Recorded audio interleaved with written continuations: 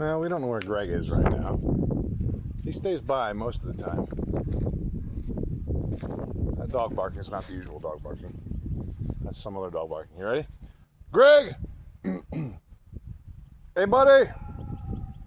Greggy! Okay, that's the normal dog barking. He's around here somewhere. I just saw him a couple seconds ago. All right, we made progress, boys and girls. It's the oil dipstick tubey.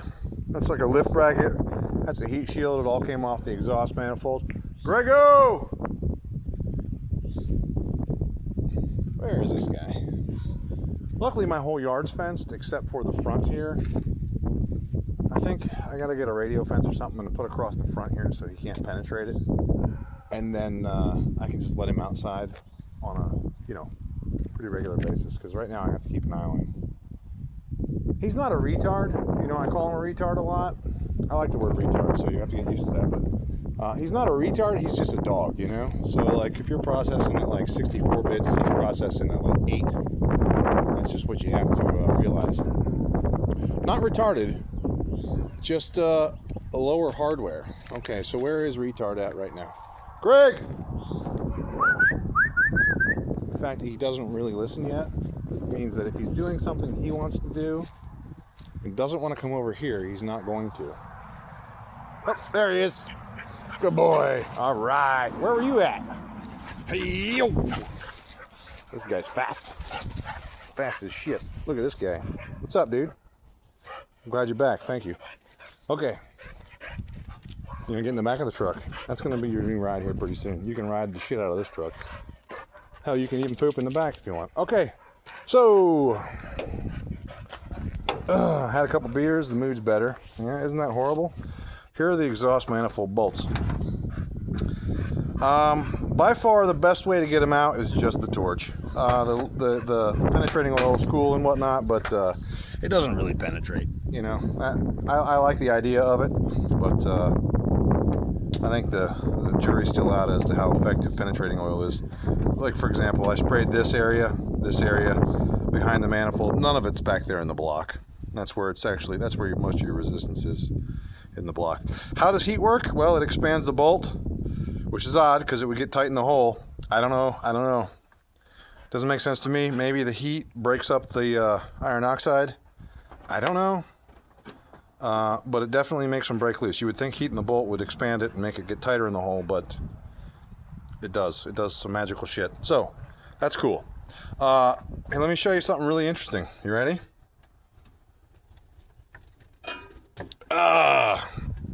So this is not a 4-cylinder. This is an 8-cylinder. And as I was saying to you guys earlier, there's a reason why it sounds like fucking Amelia Earhart's G-Ride. That's half of a fucking exhaust manifold.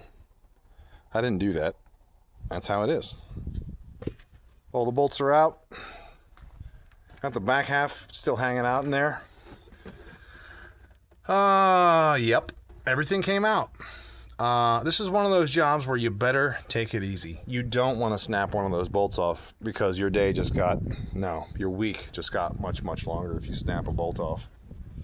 Getting a bolt out of the side of that block with the engine in the engine bay here would be horrific, and you don't want to do that. So if you're tasked with taking out rusty bolts, get a torch. I'm telling you, I've rebuilt so many cars.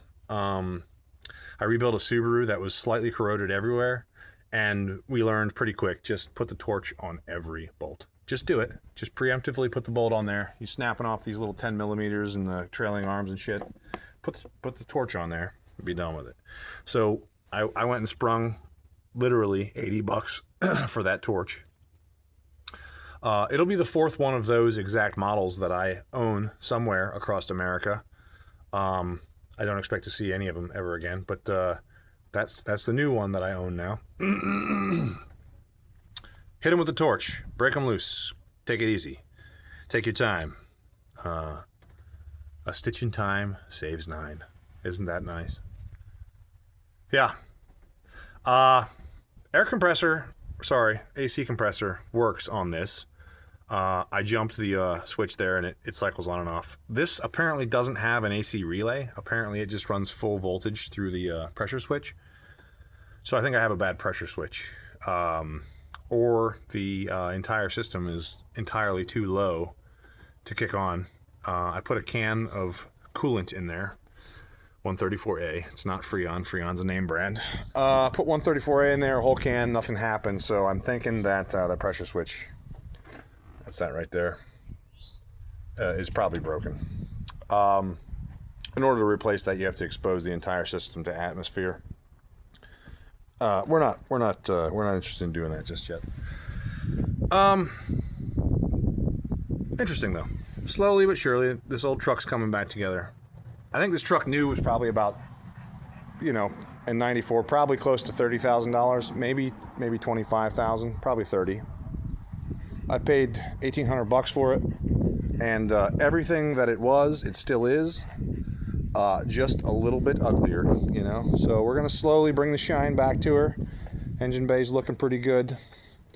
I'm not gonna make it shine. Well, maybe I will. I don't know. You can clean all this crap out, make it a little bit better. But just slowly fixing on it. Something to do. Pussy in cars, something to do. Okay, talk to you later.